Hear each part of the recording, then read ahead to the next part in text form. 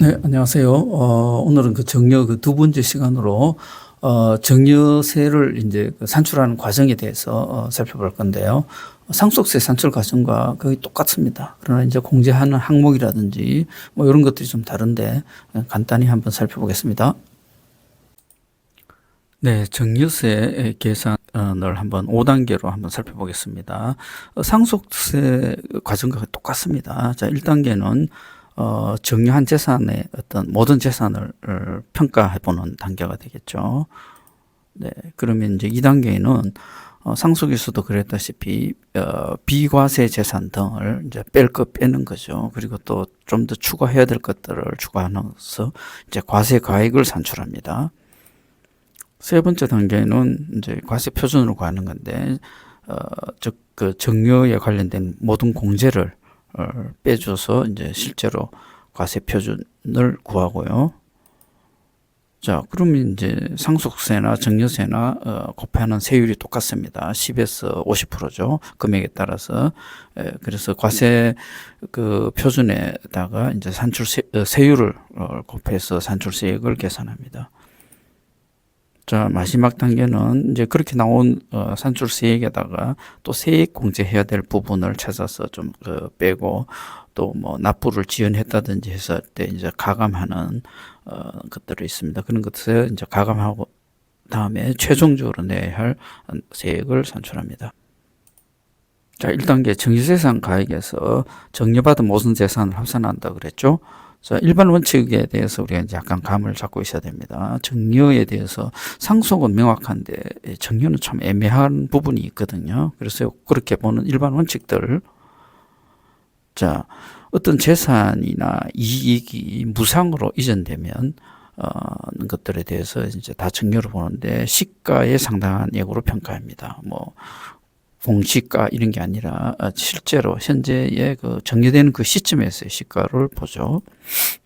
두 번째는 현재의 낮거나 높은 대가로서 이렇게 주는 거, 뭐 집을 정려하는데 시세보다 싸게 준다든지 뭐 그런 식으로 했을 때 또 정려를 보겠다라는 이야기죠.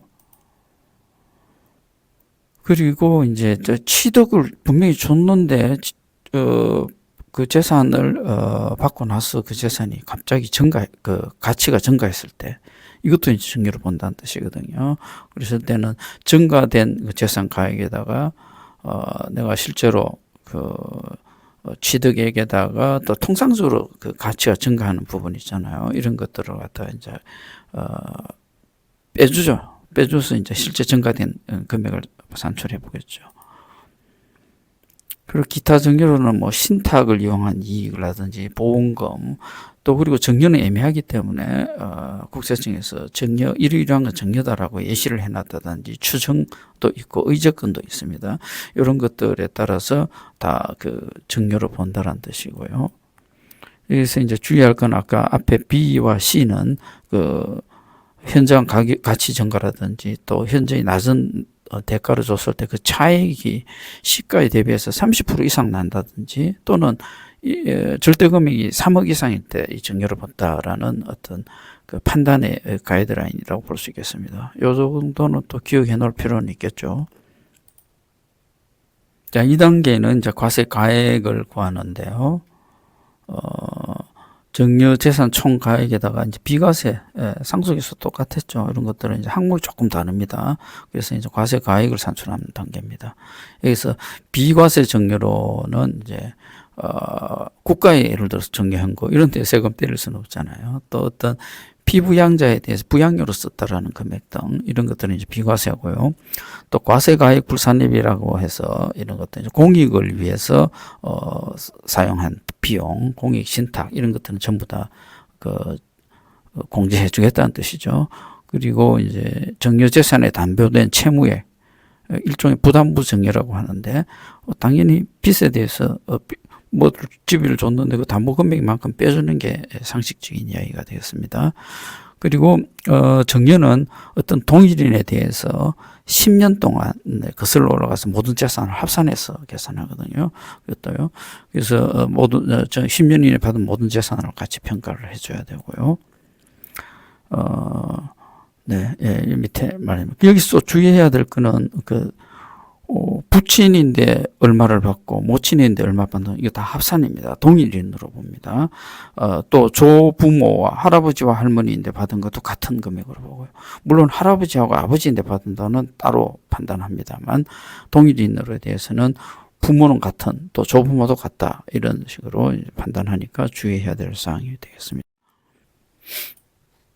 자, 3단계 과세 표준 구하는 겁니다. 과세가액에서 각종 공제 등을 차감해서 이제 과세 표준을 확정합니다. 자, 정려재산 공제도 이제 몇 가지가 있는데요. 뒤에 1번, 2번으로 다시 설명드리겠습니다. 또 그리고 혼인, 출산 정려에 관련 재산 공제가 있고요.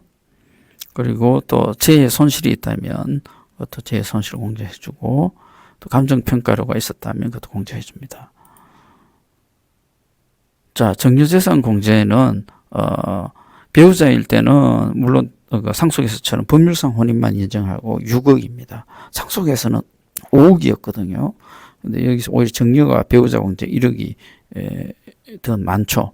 물론 뭐 상속에서 재산이 아주 많은 경우에는 30억까지도 되지만 좀 특수한 경우고요. 일단 배우자 정려 공제는 6억입니다.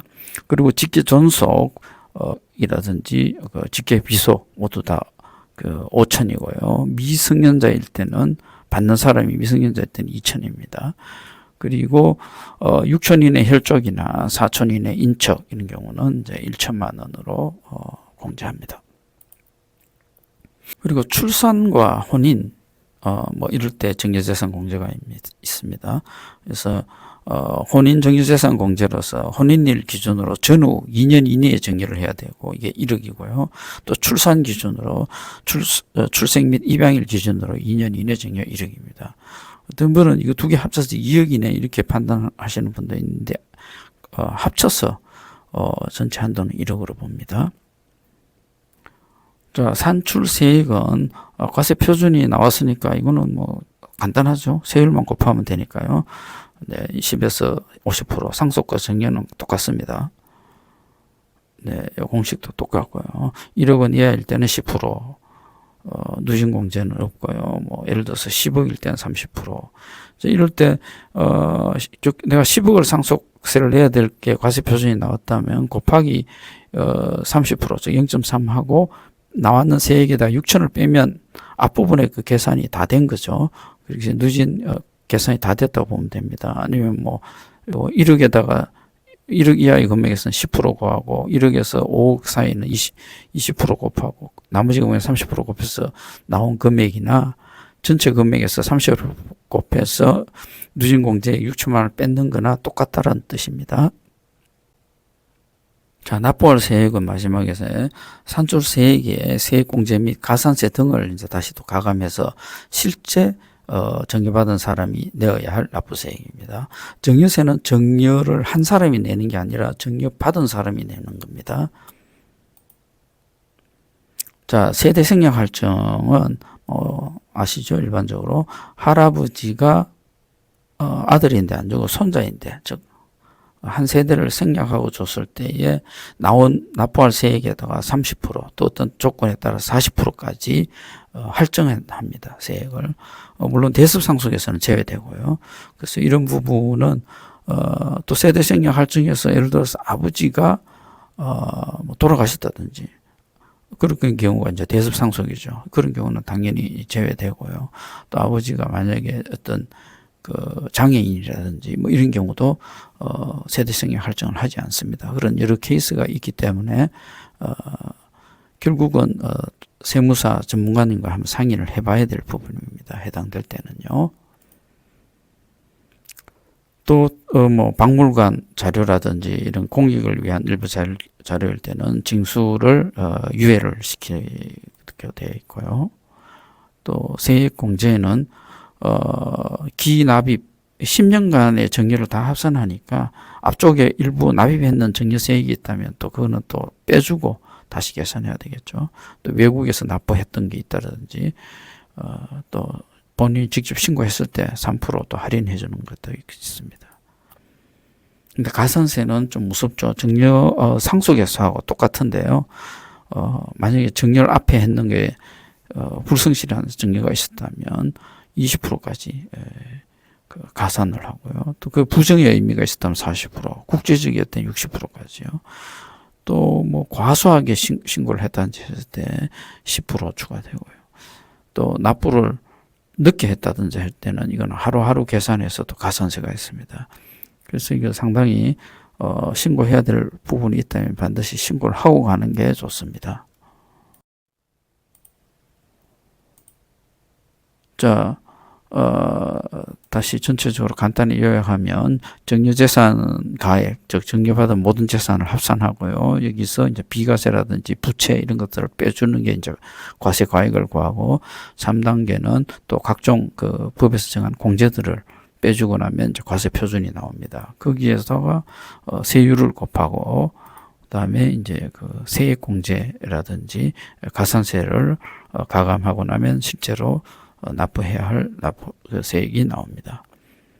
간단하죠. 이렇게 보면 개념적으로는. 근데 각각 항목에 아주 디테일은 또 여러 가지 예외가 많기 때문에 실제로 좀 잘 살펴야 될 부분이 있습니다. 네, 어쨌든 상속이든 증여든 그 세금에 대해서 전략적인 사고로 해서 세금을 많이 절약할 수 있으면 보시는 것처럼 할리 오토바이 한 대 정도 값은 충분히 절약할 수 있을 겁니다. 네.